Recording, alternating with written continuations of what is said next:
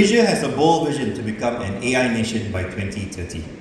At MDEC, we see our role very clearly to make that vision real, on the ground, with our companies and our partners and with the rakyat. MDX, in essence, is a collaborative stage where Malaysia's digital future is built through ideas, partnerships, and opportunities. It is where, as ASEAN chair, our nation demonstrates strong digital tech leadership to the region and beyond. Here at MDX, you will see our Malaysia digital companies meet partners across the globe and join conversations that will shape not just the next 3 days and the next decade of our digital future. Ladies and gentlemen, 20 years ago, Thomas Friedman wrote, "The world is flat." His idea was simple yet very powerful. Technology will erase boundaries, technology will level the playing field and connect knowledge centers into one global network of innovation and opportunity. Today, MDX is living proof of that vision. The world is indeed flat. Malaysian entrepreneurs are standing shoulder to shoulder with global giants, our talent collaborating across borders, and our ideas are reaching markets where we thought was once out of reach. And this is exactly what our journey towards an AI nation 2030, as announced by the Prime Minister, Dr. Sri Anwar Ibrahim, recently, is all about. Turning global connectivity into inclusive growth, sustainable progress, democratizing technology and digital abilities, where Malaysia does not participate, but help shape a digital future. This year at MDX, we've organized it around five generation areas developed together with the ministry. Next-gen data, building connected interoperable data ecosystems. Next-gen trust, strengthening security, ethics, and transparency. Next-gen computing, where AI, quantum, and advanced tech drives progress. Next-gen talent, preparing Malaysian with the skills of tomorrow.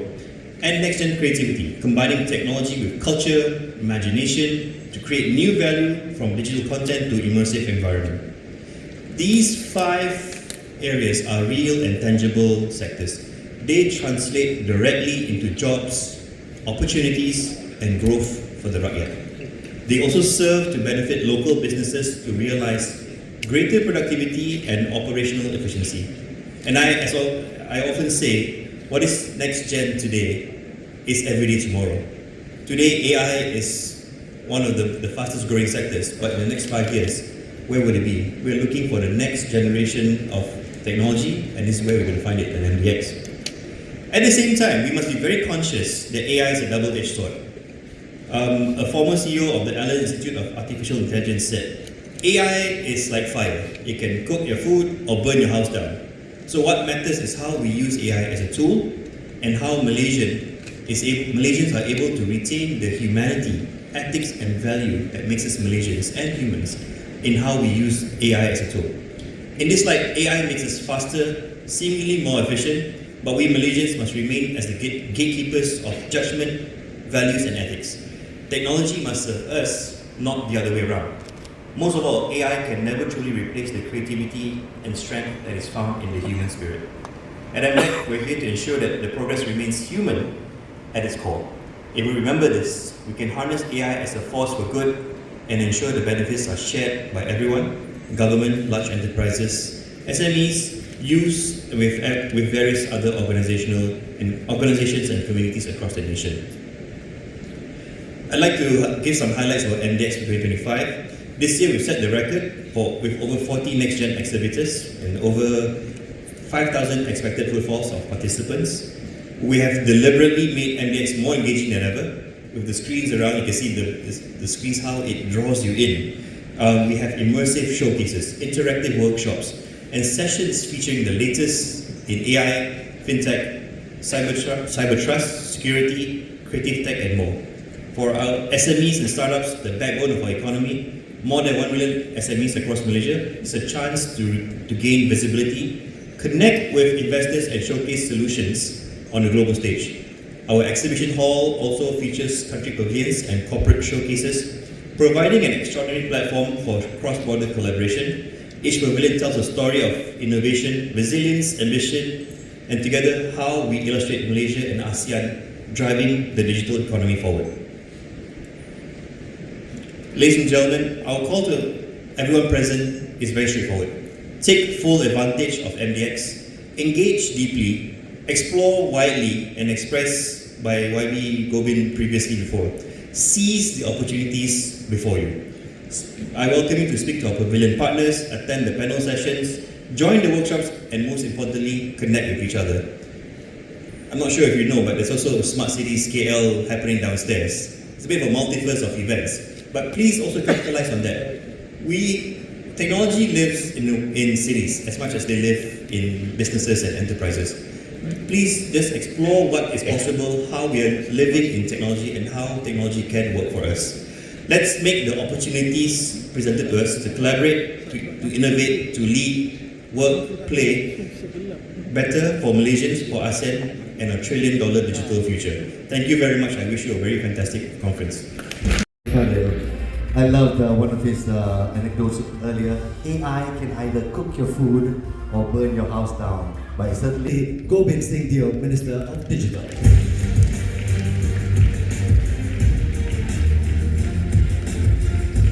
Now, ladies and gentlemen, we are moving quickly in this new world of technology.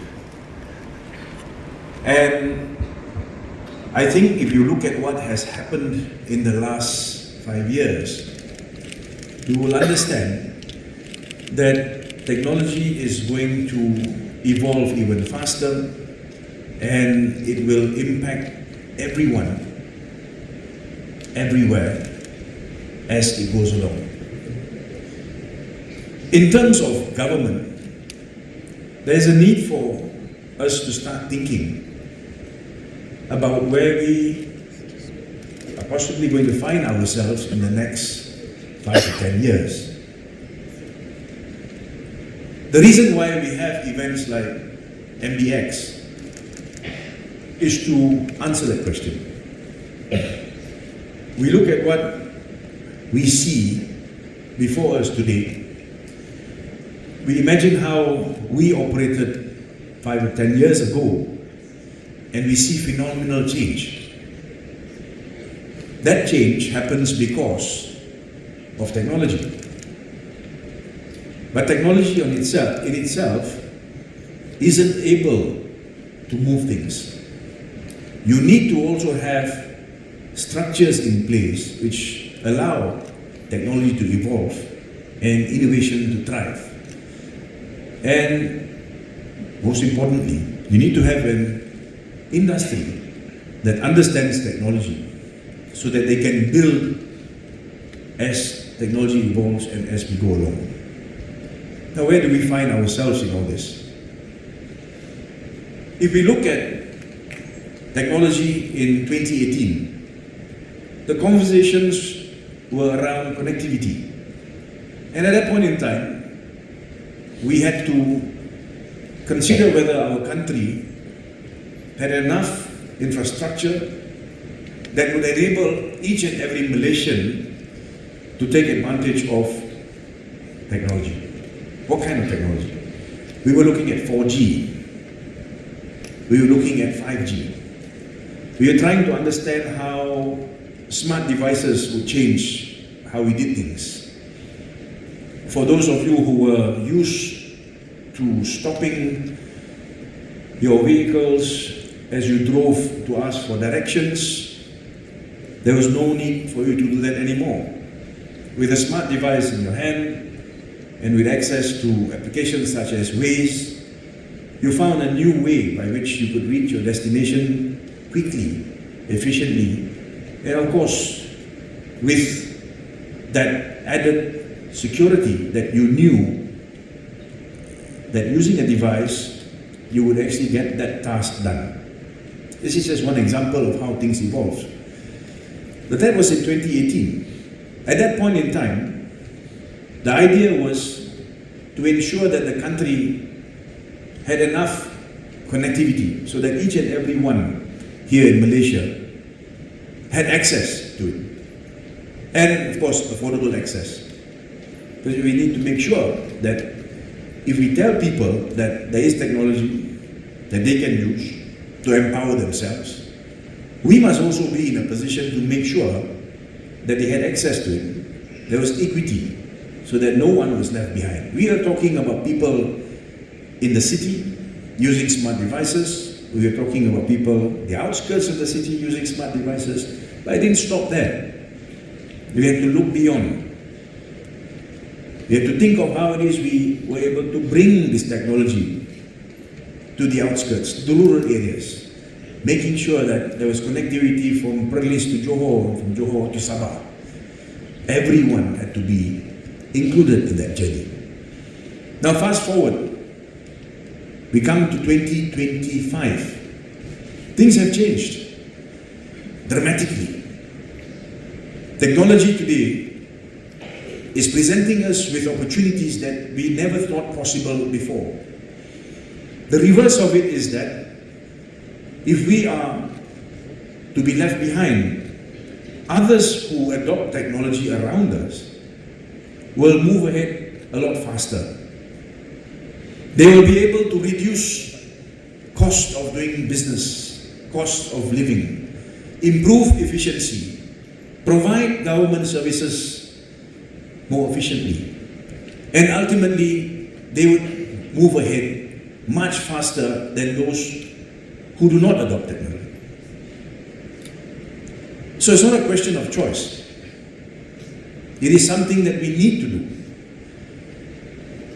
But in order for us to do this, the thinking has to be about how we prepare the country with an ecosystem that facilitates this process. So, in 2025, we speak about AI. 31st of July this year, Yang Amat Berhormat Perdana Menteri Dr. Sdn Bhd presented in Parliament RMK 13, the 13th Malaysia Plan. In that presentation, the Prime Minister is very clear in his vision. He was not speaking about a smart nation. He was speaking about an AI nation. Something that resonates with technology that we see today and technology that we are going to see evolving even further in the next 5 to 10 years.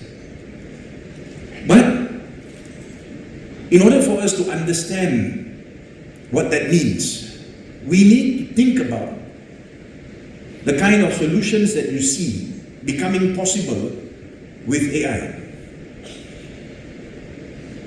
Having a conversation about it is one thing. And these conversations are of course very interesting and held almost everywhere today. But actually looking at these solutions working in front of you, understanding how it changes the dynamics of how we live, how we operate our businesses, how we educate our young, how we empower the farmers, how we improve on health services, how we are able now to connect even better with the rakyat so that we can ensure that government services are better delivered to them. It's the see and feel that creates the impact. This is the reason why the Ministry of Digital has focused on events like this. Earlier, Anwar spoke about the Smart City Expo that is also happening simultaneously to this event. It is important to note that that particular event provides us with the showcases of where technology is today. It tells us what we currently can use to improve our lives. And it also sends a very important signal to governments that they must start thinking of how they can elevate structures that currently exist so that they are built in a way that provides an ecosystem for the technology of today. But if we look at it from that perspective, it means that we are now in a place where we acknowledge that there is new technology. We accept that we need to adopt this new technology. And we also appreciate the fact that apart from industry doing what it does and coming back to us with suggestions, discussions about what needs to be done to further strengthen industry, there is also a need for us to start thinking about how government can prepare an ecosystem that builds trust, so that when we use these new technologies ourselves, when we invite the rakyat to use technology, we say to them that there are platforms, use these platforms are safe. We are in a position to also show that we have taken steps to build institutions that would actually look to measures of safety and trust for them. So we look at cybersecurity. Last year, Cybersecurity Act was tabled in Parliament.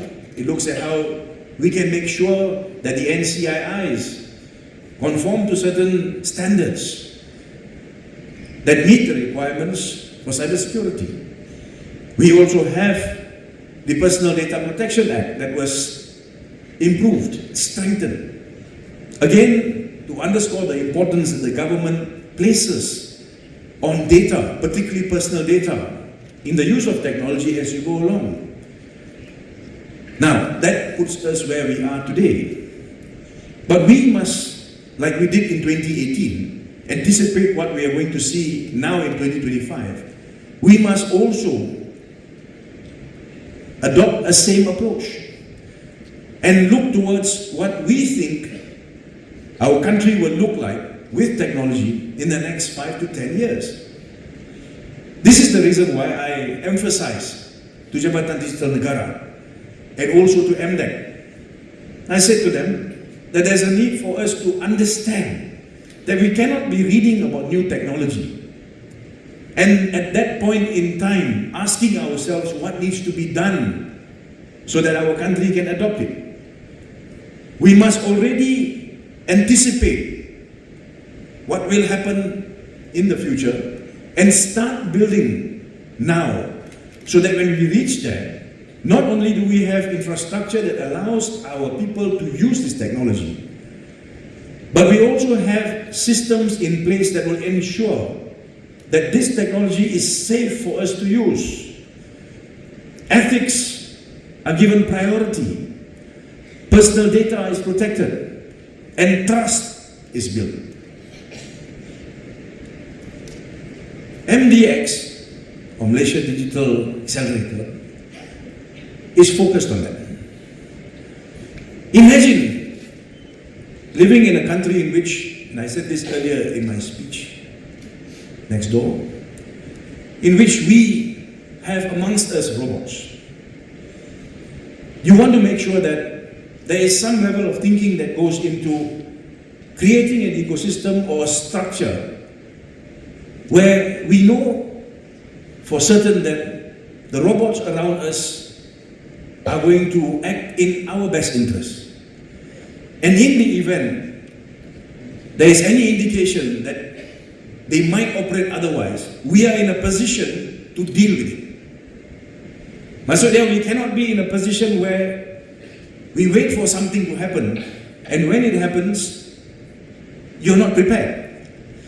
Because at that point in time, the damage that can and will occur may become damage which is irreparable. So we need to balance. We understand that this is where the future is. But from a government perspective, there must be thinking, or that process of thought now, that enables us to start building structures that will prepare us for technology in the future. This is the reason why I have said, even to DNB, that deals with the network. And I was talking to David earlier from Ericsson. I was saying to him, we've been speaking about this, but it's a lot more than we think. We need to look beyond. As I said earlier, if the robot was to be conducting an operation on any one of us, autonomously, or through the network, from a doctor that is in practice in Canada, using technology, operating from there, with robotics here in Malaysia, We must make sure that the network doesn't collapse midway through. We must make sure that the network is secure. We must make sure that that operation is safe.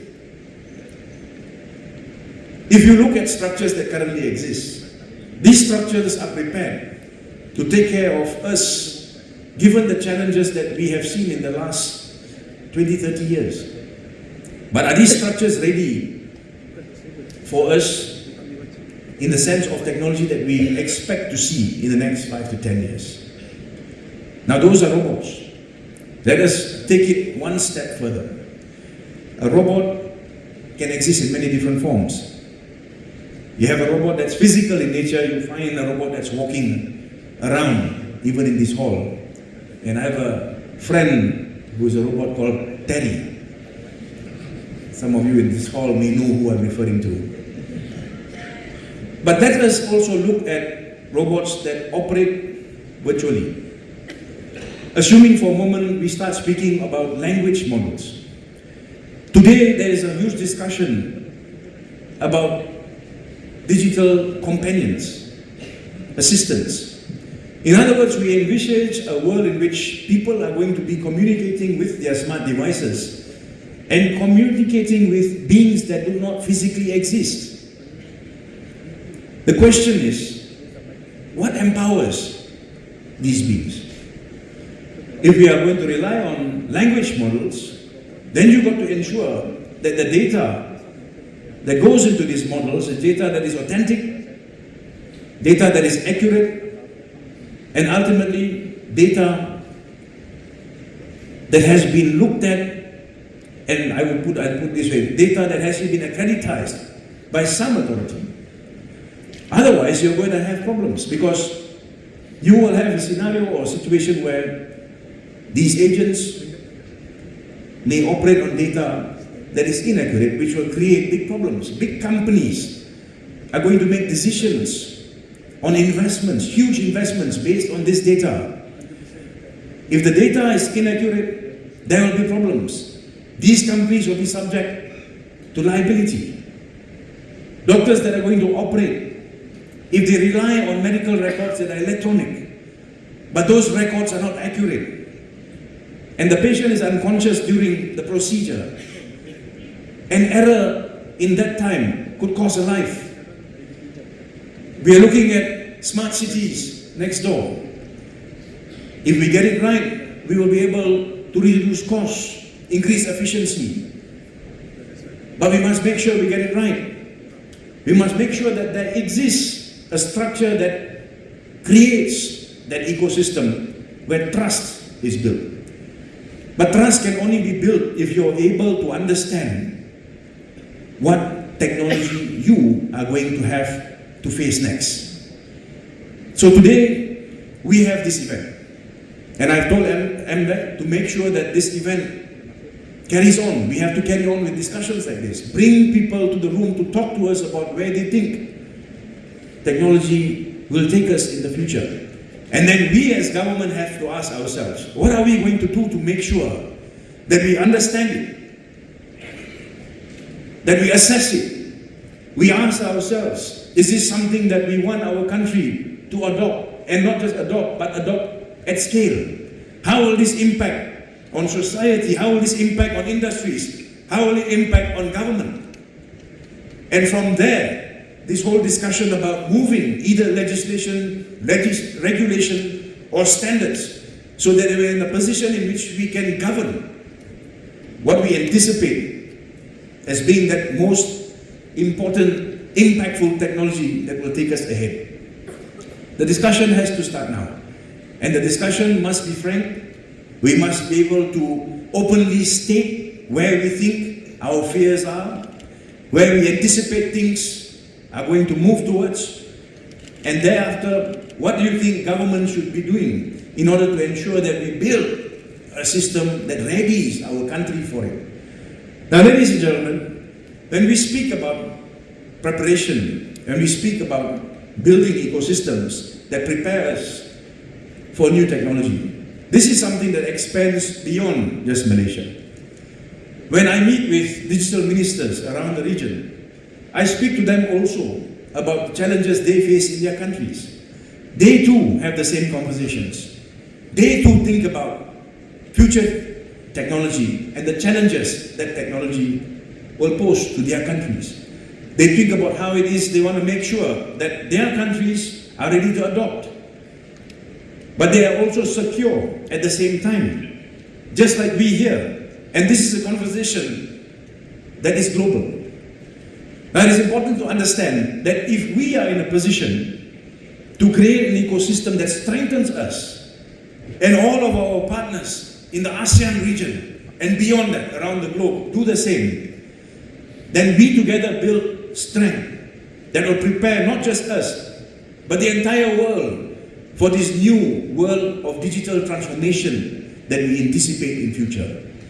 We come back to where I started earlier. Do we have an option of saying that let's leave this discussion to later? Or do we say no, let us start talking about it now. Let even government start thinking of how it is they may need to do things differently to deal with technology that's changing fast. Traditionally, we had time. You had time to look at legislative change, to deal with new challenges. Moving ahead, things may be very different. We may even need to think of how we can design new methods of creating governance structures to deal with problems that occur very quickly. These are important conversations. And this is the reason why the Ministry of Digital has taken it upon itself to ensure that we have more events like this, get everyone into the room, understand what we think the problem ahead is, and try and find solutions to deal with it. Ladies and gentlemen, economically we know that digital economy is a huge part of every country's GDP. In Malaysia, this year, we hope that we will reach a target of 25% of contribution to our national GDP, just the digital economy. And as it goes ahead towards 2030, we expect it to go up to 30%. That means that there is going to be a strong push on part of government to encourage our people to adopt digital mechanisms by which they can improve their industries. Things will move fast. People will find themselves in a position where technology sweeps them to a point where they will have to pivot in order to survive. I was speaking to a friend of mine earlier this morning, Michael Tang, and he described it as a river. He said we are in a river in which the tide will, the river will flow even faster as you go along. The question is, what do you do to ensure that you are still anchored and you are able, in all of that current, to still control or govern what it is you do, how it impacts on you. This is a phenomenal conversation. And I must take this opportunity to thank MDEC for hosting this event. Also all of the agencies from the Ministry of Digital, and ultimately also to record my sincere appreciation to all of you from the industry who have come forward and have had frank conversations with me in the last 18 months, and of course academia as well. I've met professors, people who have come and given me perspectives from an academic perspective, what we need to do, how we have to start thinking about quantum, how we need to understand that things will change even more as we go along. New technology is going to be something that attracts all of us, interests all of us, inspires all of us. But we at the same time must realize that we are responsible for what happens in our country in future. And if we are responsible, then we must take steps to ensure that we build ourselves a country that is ready for new technology, ensures that when technology of that nature arises or arrives in our country, we are ready to use it, but at the same time ensuring that we are safe, and then when we use this technology, we always remain in a position where we are able to govern what happens. So ladies and gentlemen, let us have this great conversation moving ahead. Thank you very much for inviting me to this event. Thank you very much for attending, and I hope and wish all of you a pleasant event ahead. Thank you very much. Count of 3, 2, 1.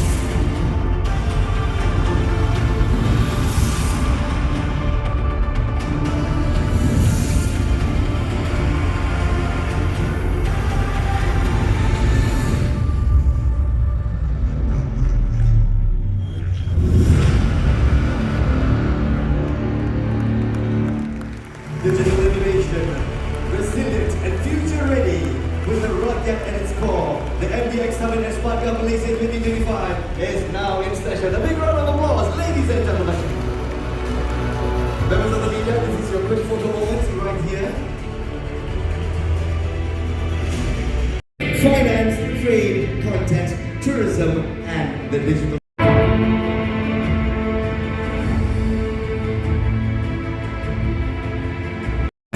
May you continue to reach the stars and touch the sky. May you continue. Malaysia Digital Acceleration Summit and Smart Gov Malaysia 2025. For the very first time, Smart Gov Malaysia collaborating together with the MDX Summit to give much for your participation. A round of applause for everyone. Thank you so much.